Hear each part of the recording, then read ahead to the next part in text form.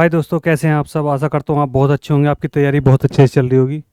तकाकरा institute में आपका स्वागत है दोस्तों। आपकी तैयारी को बेहतर बनाने के लिए और भी ज़बरदस्त बनाने के लिए आपके लिए क्या है, छोटी छोटी वीडियो डाली जा रही है ताकि आप अपनी तैयारी को बेहतर तरीके से जान सके, समझ सके और देखिए कि कितनी आपकी तैयारी हो चुकी है और कितनी नहीं हो चुकी। ठीक है दोस्तों, तो चलते हैं आज के सेशन की ओर, देखते हैं पहला क्वेश्चन। तो पहला क्वेश्चन है, भारतीय संविधान के किस अनुच्छेद में वित्त आयोग का प्रावधान है ना। वित्त आयोग के प्रावधान के बारे में उसमें क्या है पूछा गया है आपसे, वित्त आयोग के बारे में। ठीक है, तो वित्त आयोग का प्रावधान है अनुच्छेद 263, 280, 352, 360। ठीक है, तो कौन सा है इसके लिए सही आंसर, तो इसका सही आंसर क्या होगा, 280। ठीक है, ध्यान दें 352, 360 आपको पता ही है ये क्या है, आपातकालीन। ये क्या है भाई, आपातकालीन, ये भी क्या है, इंपॉर्टेंट है, इनका भी ध्यान रखना है।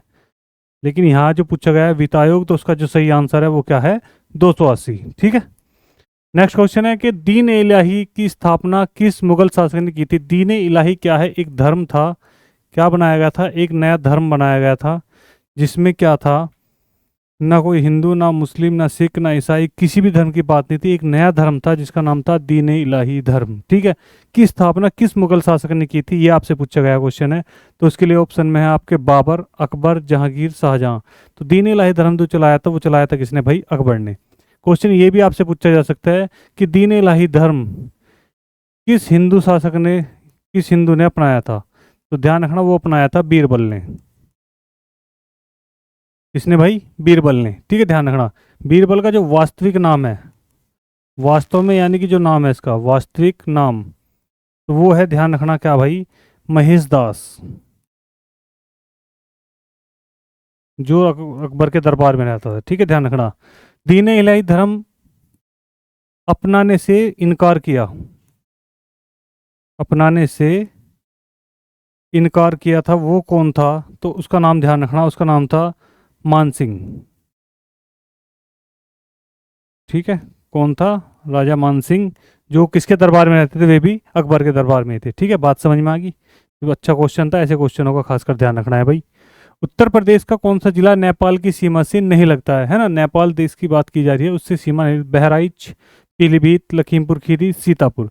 तो उत्तर प्रदेश का आप मैप खोल के देख लेना, तो उससे जो नहीं लगता तो कौन सा है भाई, अपना सीतापुर। ठीक है, ध्यान रखना, कौन सा नहीं लगता, सीतापुर। नेक्स्ट क्वेश्चन है, मानव शरीर में इंसुलिन किस अंग द्वारा स्त्रावित होता है। तो इंसुलिन जो स्त्रावित होगा किससे, यकृत से, अग्नाशय से, गुर्दा से या फिर पलीहा से। तो इंसुलिन जो हमेशा होता है वो किससे होता है, तो वो होता है भाई अग्नाशय से। ठीक है, ध्यान रखना, किससे होगा, अग्नाशय से। ठीक है भाई, नेक्स्ट क्वेश्चन है, इलाहाबाद प्रशस्ति किसने लिखी थी, है ना। इलाहाबाद प्रशस्ति अभिलेख है एक, क्या है भाई, अभिलेख है। तो इस अभिलेख के बारे में पूछा गया है आपसे कि इसको जो लिखा था वो किसने लिखा था, इलाहाबाद प्रशस्ति लेख को, बाणभट्ट, हरिसेन, कालिदास या फिर विशाख दत्त। तो इसे जो लिखा था वो किसने लिखा था, हरिसेन ने। ठीक है, ध्यान रखना, अच्छा क्वेश्चन है, इंपॉर्टेंट क्वेश्चन है, बात समझ में आई भाई। नेक्स्ट क्वेश्चन देखेंगे ध्यान से। अगले हैं, भारत में प्रथम पंचवर्षीय योजना का मुख्य उद्देश्य क्या था। पहली बार जब पंचवर्षीय योजना चली गई थी, ठीक है, ध्यान रखना, तो उसमें जो पहली ही पंचवर्षीय योजना थी उसका जो मुख्य उद्देश्य रखा गया था वो क्या था, औद्योगिक विकास, कृषि विकास, रक्षा सुदृढ़ीकरण या फिर निर्यात वृद्धि। तो पहला ध्यान रखना किससे हुआ था, कृषि, है ना, ध्यान, पहला किससे, कृषि, और दूसरा था औद्योगिक विकास, उद्योग का। ये कौन सा नंबर की थी, सेकंड नंबर की। थर्ड में क्या रखा गया था, दोनों को रखा गया था। पांचवी पंचवर्षीय योजना बहुत इंपॉर्टेंट है, उसका भी ध्यान रखना, ये इंपॉर्टेंट है, इसको भी ध्यान रखेंगे भाई। पांचवी पंचवर्षीय योजना, इसमें एक नारा आया था, उसका ध्यान रखना, वो था गरीबी हटाओ, जो आज तक नहीं हटी, है ना। उस टाइम से आज तक गरीबी नहीं खत्म हुई, है ना। सब कुछ खत्म होता जा रहा है लेकिन गरीबी खत्म नहीं हो रही। चले आगे देखेंगे भाई, साइमन कमीशन भारत कब आया था। साइमन कमीशन क्या था, एक आयोग बनाया गया था जिसके जो आयोग का जो अध्यक्ष था वो साइमन कमीशन ही था। तो साइमन कमीशन जो एक आयोग था वो बनाया गया था, और कब बनाया गया था, वो बनाया गया था 1927 में। लेकिन क्वेश्चन यहाँ पूछा गया है कि साइमन कमीशन भारत कब आया था। तो भारत जो आया था वो कब आया था, 1928 में, ठीक है, ध्यान रखना। कब बनाया गया था, कब आया था भारत, 1928 में। और साइमन कमीशन का क्या हुआ था, भारत में बहुत ज़्यादा विरोध हुआ था, और विरोध में ध्यान रखना काले झंडे दिखाए गए थे। कैसे रंग के झंडे, काले रंग के झंडे दिखाए गए थे। और एक नारा भी दिया गया था उस समय, विरोध में एक नारा भी था, वो था साइमन गो बैक। क्या था भाई, साइमन, हिंदी में लिख देता हूँ मैं, साइमन गो बैक, ठीक है। और साइमन जब भारत उतरा था तो कहाँ पर उतरा था, तो मुंबई एयरपोर्ट पर, ध्यान रखना। क्योंकि भाई आजकल ऐसा ही चल रहा, कुछ भी पूछा जा सकता है, तो इसलिए आपको मैंने बता दिया। कहाँ पर उतरा था, मुंबई एयरपोर्ट पर उतरा था। यही पूछा जाता कि सबसे ज़्यादा विरोध कहाँ हुआ था, तो सबसे ज़्यादा यदि मैं विरोध की बात करूँ तो वो हुआ था पंजाब में, ठीक है, ध्यान रखना। कहाँ पर हुआ था, पंजाब में, जिसका नेतृत्व किसने किया था, लाला लाजपत राय ने। और वहीं पर उन पर क्या है, सर पे लाठी लग गई थी, है ना, तो उससे उनकी क्या हो गई थी, मृत्यु हो गई थी।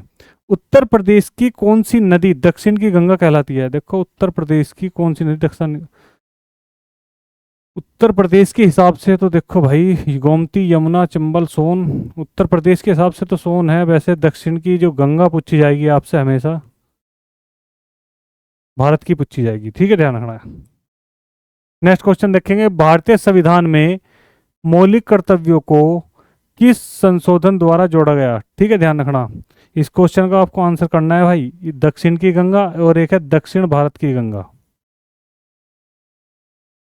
नेक्स्ट वीडियो में आपको बताऊंगा। यही बता दो, दक्षिण की गंगा ध्यान रखना वो क्या है, कावेरी। और पूछ लेगा दक्षिण भारत की गंगा, तो वो है गोदावरी। बस एक ही शब्द बड़ा है, भारत, ये शब्द बड़ा है इसमें। दक्षिण की गंगा ऊपर पूछी गई, दक्षिण भारत की गंगा नीचे पूछी गई।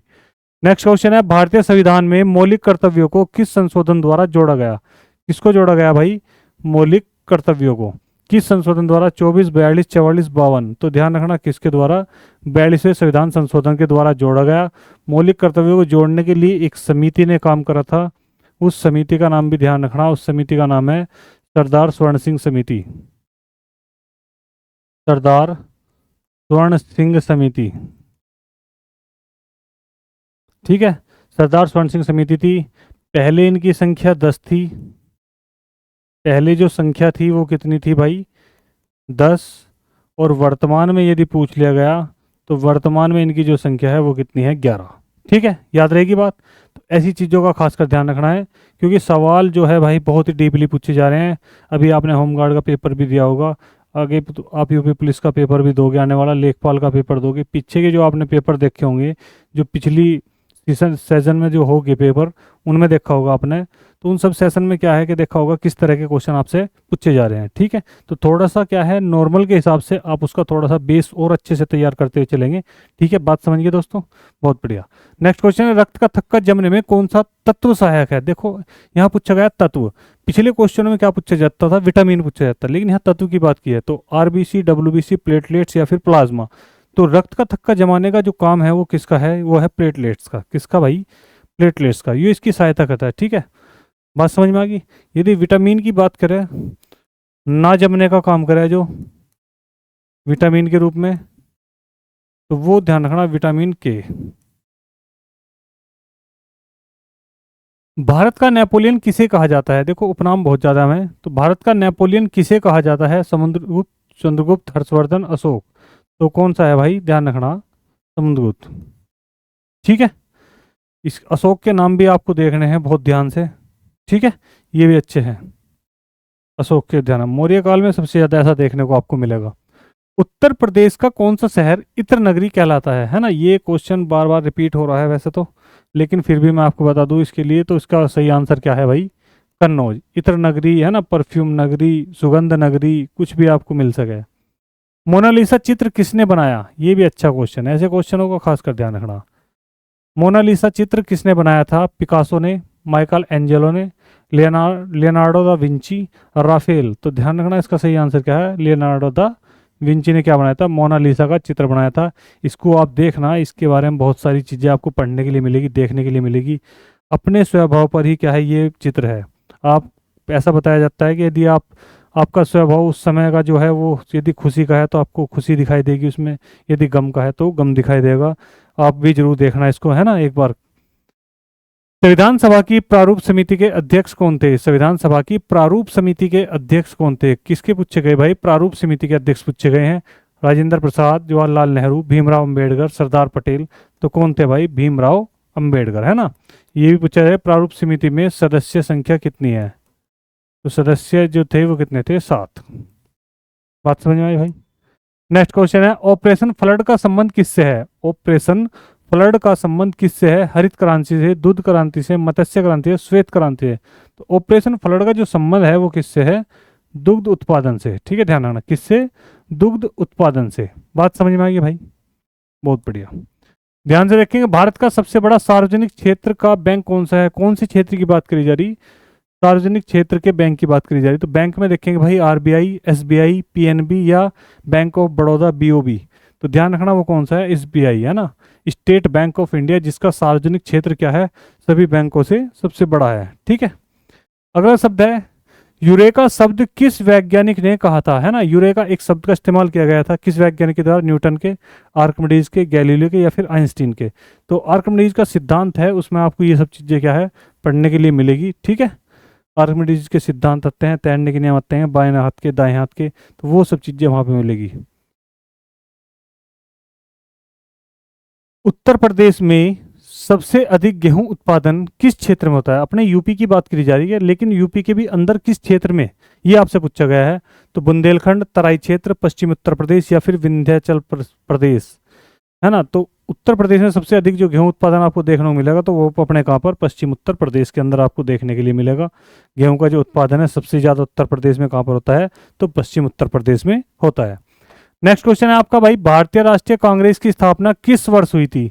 तो भारतीय राष्ट्रीय कांग्रेस की जो स्थापना हुई थी किस वर्ष हुई थी? आपके लिए ऑप्शन है 1857, 1885, 1905, 1919। तो इसका जो सही आंसर है वो क्या है भाई? 1885। किसने करी थी? संस्थापक कौन थे इसके भाई? तो इसकी यदि मैं संस्थापक की बात करूं तो संस्थापक थे इसके ए ओ ह्यूम। ए ओ ह्यूम, ठीक है, ध्यान रखना। ए ओ ह्यूम ने इसकी क्या करती भाई? स्थापना करती। पृथ्वी की सबसे भारी परत क्या कहलाती है ना? पृथ्वी की क्या है? सबसे भारी परत है जो क्या कहलाती है? बाह्य परत को क्या बोलेंगे हम? मेटल, क्रस्ट, कोर या नीफे। इसके हमेशा ध्यान रखना, इसी तरह से आपको नाम मिलेंगे। तो उसकी जो बाह्य परत है उसका नाम क्या है? क्रस्ट। ठीक है, ध्यान रखना, उसका नाम क्या है? क्रस्ट। नेक्स्ट क्वेश्चन है, चिपको आंदोलन का संबंध किससे था? एक आंदोलन चला था जिसका नाम क्या था? चिपको आंदोलन। ठीक है, महिला अधिकार से, वन संरक्षण से, किसान आंदोलन से या फिर जल संरक्षण से। तो उसका किससे था भाई? वन संरक्षण से। ठीक है, चिपको आंदोलन जो चलाया था इसके जो संस्थापक थे उनका भी ध्यान रखना, जिनका सबसे ज्यादा योगदान रहा, तो उनका नाम क्या था? तो उनका नाम था, ध्यान रखना भाई, सुंदरलाल बहुगुणा। सुंदरलाल बहुगुणा, सुंदरलाल बहुगुणा, ध्यान रखना, इसका क्या था? नाम था चिपको आंदोलन का। उत्तर प्रदेश का कौन सा जिला सर्वाधिक जनसंख्या वाला है? यानी कि किस जिले में सबसे ज्यादा जनसंख्या जो निवास करती है उत्तर प्रदेश के? लखनऊ, कानपुर, प्रयागराज या फिर आगरा। तो उत्तर प्रदेश का जो सबसे ज्यादा जिला है तो वो कौन सा है? वो है प्रयागराज। ठीक है, ध्यान रखना, कौन सा? प्रयागराज। तो प्रयागराज जिले में सबसे ज्यादा जनसंख्या क्या है? निवास करती है। बात समझ में भाई? नेक्स्ट क्वेश्चन देखेंगे, विटामिन B12 की कमी से कौन सा रोग होता है? किससे? विटामिन B12 पूछा गया है। तो स्कर्वी, रिकेटस, एनीमिया या फिर बेरी बेरी। तो B12 से कौन सा रोग होता है भाई? एनीमिया। ठीक है, ध्यान रखना, कौन सा रोग होगा? एनीमिया। ये B1 से है केवल। रिकेटस विटामिन D से, स्कर्वी विटामिन C से। ठीक है, ध्यान रखना भाई, विटामिन का एक क्वेश्चन भी आपका बिल्कुल बनना ही बनना है। भारत में नियंत्रक एवं महालेखा परीक्षक की जो नियुक्ति करता है वो कौन करता है? ठीक है, तो कौन करता है? प्रधानमंत्री, संसद करेगी या फिर राष्ट्रपति करेंगे या फिर सर्वोच्च न्यायालय करेगा? तो कौन करेगा? तो वो करने वाले जो है वो कौन है भाई? राष्ट्रपति। ठीक है, भारत का जो नियंत्रक एवं महालेखा परीक्षक है, अटर्नी जनरल ऑफ इंडिया, या इसको बोलते हैं हम कैग। इसको हम क्या बोलते हैं? CAG, controller editor general of India. ठीक है, नियंत्रक एवं महालेखा परीक्षक फतेहपुर सीकरी का निर्माण किसने कराया था, है ना, एक जगह है फतेहपुर सीकरी, जो उसका निर्माण किसने कराया था, बाबर, अकबर, शाहजहां या फिर औरंगजेब। तो ध्यान रखना इसका सही आंसर क्या है अपना, अकबर, है ना। कौन सा है, अकबर। जल का अधिकतम घनत्व किस तापमान पर होता है, जल का जो अधिकतम घनत्व बनेगा तो वो किस तापमान पर, 0, 4, 10, 100। तो ध्यान रखना अधिकतम जो होता है घनत्व वो किस पर होता है, 4 डिग्री सेंटीग्रेड पर, ठीक है, ध्यान रखना। और 0 डिग्री पर क्या होगा, यो जमेगा, है ना। और 100 डिग्री पर क्या बनेगा, यो भाप बनेगा। बात समझ में आ गई भाई। 100 डिग्री पे क्या है, भाप बनेगा, और 0 डिग्री पर क्या है, बर्फ बन जाएगा। अगला क्वेश्चन है, नील विद्रोह किस क्षेत्र से संबंधित था, है ना। नील विद्रोह हुआ था एक, तो वो जो था वो किस क्षेत्र से था, पंजाब, बंगाल, गुजरात, बिहार। तो नील का जो विद्रोह हुआ था वो हुआ था कहाँ पर भाई, बंगाल में। कहाँ पर हुआ था, बंगाल में। तभी उसके बाद बंगाल विभाजन की कंडीशन ऐसी सब चीज़ बनी थी। तो उसके बाद भी क्या है, नील विद्रोह हुआ था बंगाल विभाजन के बाद। कब हुआ था नील विद्रोह, 1917 के लगभग, है ना। 1917 के लगभग में क्या है, नील विद्रोह हुआ था। उत्तर प्रदेश का राजकीय पुष्प क्या है ना। उत्तर प्रदेश का राजकीय पुष्प आपसे पूछा जा सकता है। तो उसके लिए ऑप्शन में है कमल, गुलाब, पलास या फिर चमेली। तो ध्यान रखना इसके लिए सही उत्तर है वो है अपना पलास, ठीक है। क्या है इसका सही उत्तर, पलास। नेक्स्ट क्वेश्चन है, ध्यान से समझेंगे। संसद के संयुक्त अधिवेशन की अध्यक्षता कौन करता है, किसकी बात करी जा रही, संयुक्त अधिवेशन की। मैंने आपको पिछली वीडियो में बताया था संयुक्त अधिवेशन की कंडीशन कब बनती है। संयुक्त अधिवेशन की कंडीशन तब बनती है जब क्या होगा कि या तो देश हित के बारे में एकदम इमरजेंसी कोई बैठक हो, या फिर ऐसी कंडीशन होगी कि कोई प्रस्ताव लोकसभा पास करके भेजती है राज्यसभा में, वो इसे इनकार कर दे, या फिर राज्यसभा कोई भेजती है लोकसभा में, वो इसे इनकार कर दे। तो जब मतभेद की कंडीशन होगी तो उस समय क्या है, संयुक्त अधिवेशन बुलाया जाएगा। और ऐसी ही कंडीशन के लिए अध्यादेश भी जारी किया जाता है ना, ध्यान रखना। इन्हीं कंडीशनों के लिए क्या किया जाता है, अध्यादेश जारी किया जाता है। तो यहाँ क्वेश्चन है कि संसद के संयुक्त अधिवेशन की अध्यक्षता कौन करता है, राष्ट्रपति, उपराष्ट्रपति, लोकसभा अध्यक्ष या फिर प्रधानमंत्री। तो अध्यक्षता जो करेगा, हमेशा ध्यान रखना, वो कौन करेगा, लोकसभा अध्यक्ष। बुलाता कौन है, तो बुलाता कौन है, ध्यान रखना, राष्ट्रपति, ठीक है। बुलाता कौन है, राष्ट्रपति। लेकिन जो अध्यक्षता करेगा तो वो कौन करेगा, लोकसभा अध्यक्ष करेगा। बहुत अच्छा क्वेश्चन है, ऐसे क्वेश्चनों का खासकर ध्यान रखना है भाई। प्रकाश संश्लेषण के लिए आवश्यक गैस कौन सी है ना। जब प्रकाश संश्लेषण जो होता है उसके लिए जो आवश्यक गैस है वो कौन सी है, ऑक्सीजन, नाइट्रोजन, कार्बन डाइऑक्साइड या फिर हाइड्रोजन। तो उसके लिए सबसे इंपॉर्टेंट गैस है वो कौन सी है, तो वो है कार्बन डाइऑक्साइड गैस, जो प्रकाश संश्लेषण में सबसे ज्यादा क्या है, महत्वपूर्ण है, ठीक है भाई। नेक्स्ट क्वेश्चन है, गदर पार्टी की स्थापना कहाँ हुई थी, है ना। गदर पार्टी बनाई गई थी, तो उसकी जो स्थापना हुई थी वो कहाँ पर हुई थी, लंदन में, दिल्ली में, सैन फ्रांसिस्को या फिर लाहौर में। तो कहाँ हुई थी भाई, वो सैन फ्रांसिस्को में क्या है, गदर पार्टी की स्थापना हुई थी, ठीक है। लाला हरदयाल इसमें शामिल थे। उत्तर प्रदेश का कौन सा शहर पीतल नगरी कहलाता है, कौन सी बात करी गई, पीतल नगरी की। देखो लेखपाल के पेपर में आपको ऐसा क्वेश्चन जरूर मिलेगा उत्तर प्रदेश से, जो किसी ना किसी चीज के लिए क्या होगा, फेमस होगा। बात समझ में आई। तो उसके लिए ऑप्शन पूछा गया है कि पीतल नगरी किसे कहा जाता है, अलीगढ़, मुरादाबाद, सहारनपुर या मेरठ। तो पीतल नगरी कहाँ के लिए, मुरादाबाद के लिए, ठीक है, ध्यान। अलीगढ़ किस लिए फेमस है, तालों के लिए।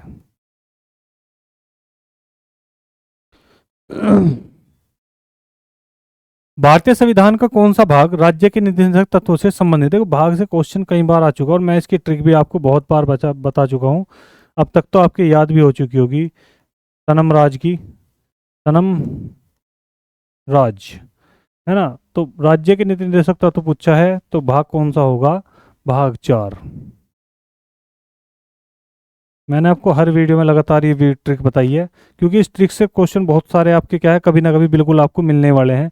1 से 2 पेपर जैसे ही आप दोगे तो आपको पता लग जाएगा इसकी कितनी जरूरत है। रेड डेटा बुक का संबंध किससे है ना। रेड डेटा बुक का संबंध किससे है, खनिज से, संकटग्रस्त जीव से, नदियों से या फिर जनगणना से। तो रेड जोन में जो आते हैं वे कौन से होते जा रहे, जीव, संकटग्रस्त जीव। तो जितने भी रेड जोन में आ रहे कि जो इनकी जो क्या है समाप्त होते जा रहे, उन जीवों के बारे में जो लिखा हुआ मिलेगा आपको, किस पुस्तक में मिलेगा, तो उस पुस्तक का नाम है रेड डाटा बुक, ठीक है भाई। तो इसको भी आपको पढ़ना जरूरी है। जैसे ही आप फ्री होगे, आपकी नौकरी लग जाएगी, है ना, तो उस टाइम आपको जब भी टाइम मिलेगा तो आप ऐसी किताबें पढ़े, वेद, पुराण, उपनिषद, जैसे भी जो भी है ना, जितनी पुस्तकें फेमस हुई है उनको भी आप पढ़े, देखें कि किस पुस्तक में क्या लिखा हुआ है। ये नहीं है कि ये तो कंपटीशन है, ये तो सबके साथ है, वो आपकी पर्सनल नॉलेज के लिए हो जाएगा। काकोरी कांड किस वर्ष हुआ था, है ना, काकोरी एक ट्रेन लूटी गई थी काकोरी में, तो वो किस वर्ष हुआ था? तो 1919, 1925, 1930, 1942। तो काकोरी हत्याकांड जो हुआ था वो कब, सॉरी काकोरी ट्रेन कांड जो हुआ था वो कब हुआ था? 1925 में हुआ था। ठीक है, ध्यान रखेंगे इसको भी भाई। भारत में सबसे अधिक वर्षा किस कारण से होती है? भारत जो है अपना, इसमें जो वर्षा का जो कारण है ये पूछा गया है कि सबसे अधिक जो वर्षा का कारण है वो क्या है। इसके लिए आपको जो ऑप्शन दिए गए हैं वे क्या है? पश्चिमी विक्षोभ, मानसून, चक्रवात के कारण, या स्थानीय हवाओं के कारण जो होता है भारत में। तो भारत में हमेशा जब भी वर्षा होती है तो किसके कारण होती है? मानसून के कारण। यहाँ पे बिल्कुल फिक्स है, गर्मी सर्दी ऋतु सब चीजें, ऋतु क्या है, बिल्कुल फिक्स है। तो वर्षा भी जो होगी वो फिक्स होगी, यानी किस कारण से होगी? जब मानसून होगा तब, तभी यहाँ पे क्या होगा? वर्षा भी होगी। ठीक है भाई। अगला क्वेश्चन है, आर्य समाज की स्थापना किसने की? आर्य समाज की स्थापना किसने की? स्वामी विवेकानंद, दयानंद सरस्वती, राजा राम मोहन राय, रामकृष्ण मिशन। तो ध्यान रखना किसने आर्य समाज की स्थापना किसने की थी? तो दयानंद सरस्वती ने। ठीक है, ध्यान रखना किसने करी थी भाई? दयानंद सरस्वती ने। अगला क्वेश्चन है, उत्तर प्रदेश में कुल कितने जिले हैं? उत्तर प्रदेश में कुल कितने जिले हैं? तो उत्तर प्रदेश में जो जिलों की संख्या है, वर्तमान की कंडीशन देखेंगे, 72, 75, 78 या 80। तो वर्तमान की कंडीशन में कितने जिले हैं भाई? 75 जिले हैं। ठीक है, ध्यान रखना कितने जिले हैं? 75 जिले हैं और 18 मंडल भी है।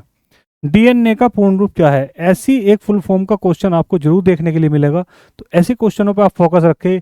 ज़्यादातर ये कोशिश रखें कि जो प्रीवियस में आए हुए हैं फुल फॉर्म के क्वेश्चन, उनको आप जरूर देखें भाई एक बार। ठीक है, तो अगला देखेंगे, डीएनए का पूर्ण रूप क्या है?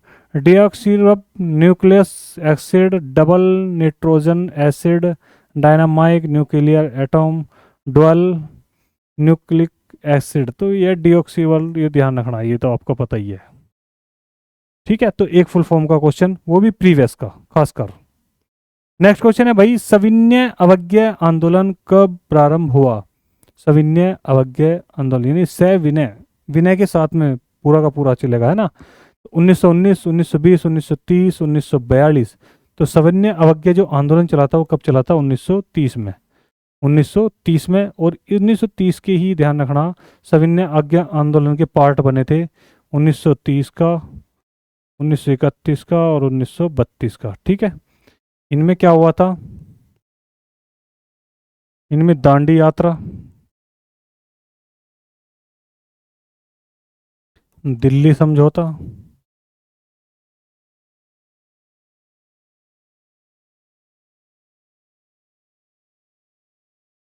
या मैं इसको बोल सकता हूँ इरविन समझौता।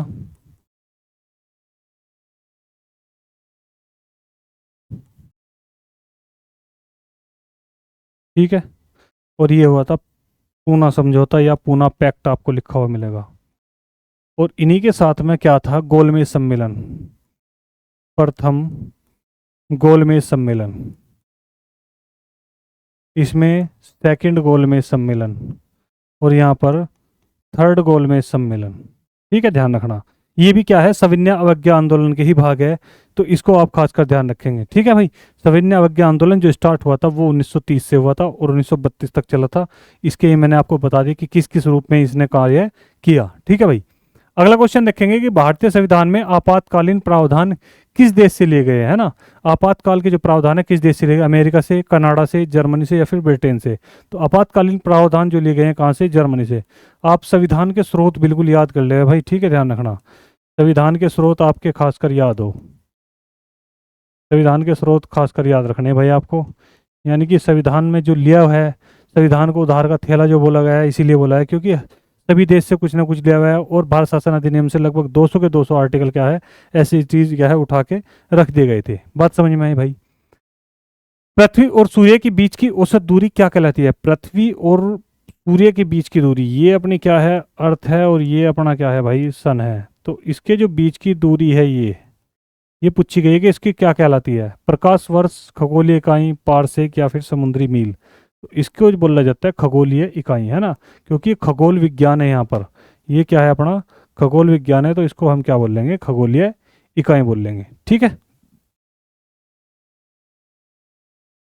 मेघदूत के रचयिता कौन है ना? मेघदूत एक पुस्तक है जिसके रचयिता कौन है? तुलसीदास, कालिदास, बाणभट्ट या फिर भवभूति। तो मेघदूत किसने लिखी थी? तो वो लिखी थी भाई किसने? कालिदास ने। ठीक है, किसने लिखी थी? कालिदास ने। एक और फेमस है, उसको भी आप खासकर ध्यान रखना, अभिज्ञान शकुंतलम का भी भाई, अभिज्ञान शकुंतलम।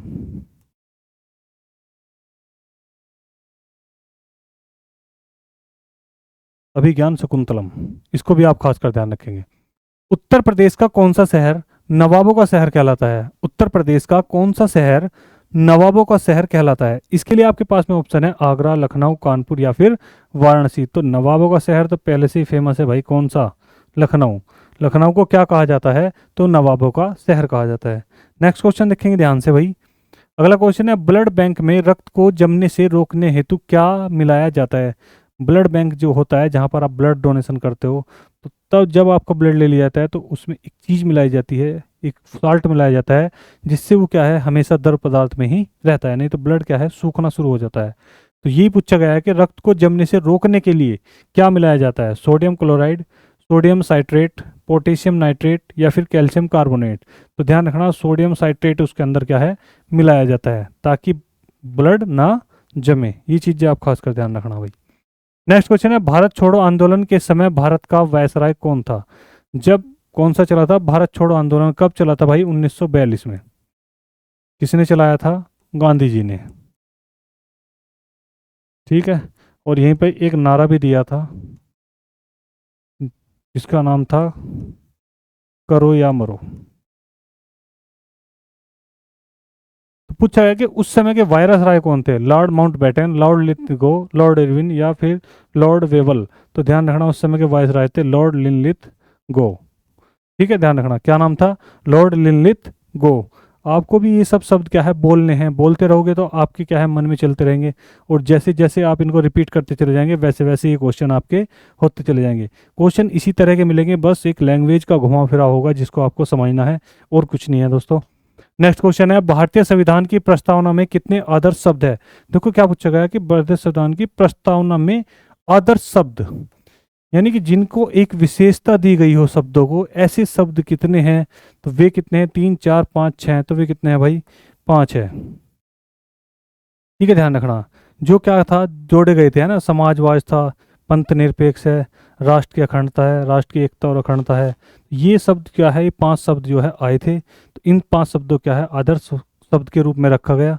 ठीक है, नेक्स्ट क्वेश्चन है भाई, ओजोन परत मुख्यतः किस मंडल में पाई जाती है ना? ओजोन परत जो है मुख्यतः किस मंडल में पाई जाती है? क्षोभ, समताप, आयन या फिर बाह्य मंडल। तो ओजोन परत जो पाई जाएगी वो कहाँ पर? समताप मंडल में। कहाँ पर भाई? समताप मंडल में। ठीक है, नेक्स्ट क्वेश्चन देखेंगे ध्यान से। नेक्स्ट क्वेश्चन है, रामचरितमानस की रचना किसने की थी? रामचरितमानस एक पुस्तक है जिसकी रचना किसने की थी? सूरदास ने, कबीरदास ने, तुलसीदास ने या फिर रहीमदास ने। तो रामचरितमानस की जो पुस्तक है वो किसने लिखी थी? तुलसीदास ने। किसने लिखी थी भाई? तुलसीदास ने। ठीक है, ध्यान रखना, रामचरितमानस किसने लिखी थी? तुलसीदास ने। सूरदास ध्यान रखना कृष्ण भक्त थे, ये चीज ध्यान रखना। भारत का पहला परमाणु परीक्षण कहाँ पर हुआ था? जो भारत के अंदर पहला परमाणु परीक्षण हुआ था वो कहाँ पर हुआ था? तो पोखरण में, श्रीहरिकोटा में, चांदीपुर में या फिर कलपक्कम में। तो सबसे पहला तो ध्यान रखना, पहला पोखरण ही है। सबसे पहला क्या है? पोखरण। तो पोखरण में ही क्या हुआ था? सबसे पहला परमाणु प्रशिक्षण हुआ था। ठीक है दोस्तों, तो ये एक 50 क्वेश्चन की आपकी सीरीज थी, ताकि आप अपनी तैयारी देख सके कि क्या बेस हमारा बिल्कुल पूरी तरह से तैयार है, क्या हम अपर लेवल या अल्ट्रा लेवल के क्वेश्चन तैयार करने के लिए तैयार हैं। यदि आपकी ये क्वेश्चन अच्छे से तैयार है, या लगभग मैं कहूँ कि वैसे तो 90% में कुछ होता नहीं, क्योंकि आपने देखा होगा कि यूपीएसआई में भी कितनी मेरिट लगी है, 92% लगी है। तो यदि आपके लंबे 92% ये क्वेश्चन तैयार हैं, तो आप अल्ट्रा क्वेश्चन करने के लिए पूरी तरह से तैयार हैं। उसकी सीरीज भी आपको जल्दी ही आपको मिलने वाली है, जो ज़बरदस्त होगी, बहुत ही महत्वपूर्ण होगी। ठीक है दोस्तों, तो मिलते हैं अगली वीडियो में, तब तक के लिए धन्यवाद। अपनी तैयारी को बेहतर बनाने के लिए लगे रहिए हमारे साथ, देखिए कि अपनी तैयारी कितनी है, अपनी तैयारी को भी जाँच करते रहिए। ठीक है दोस्तों।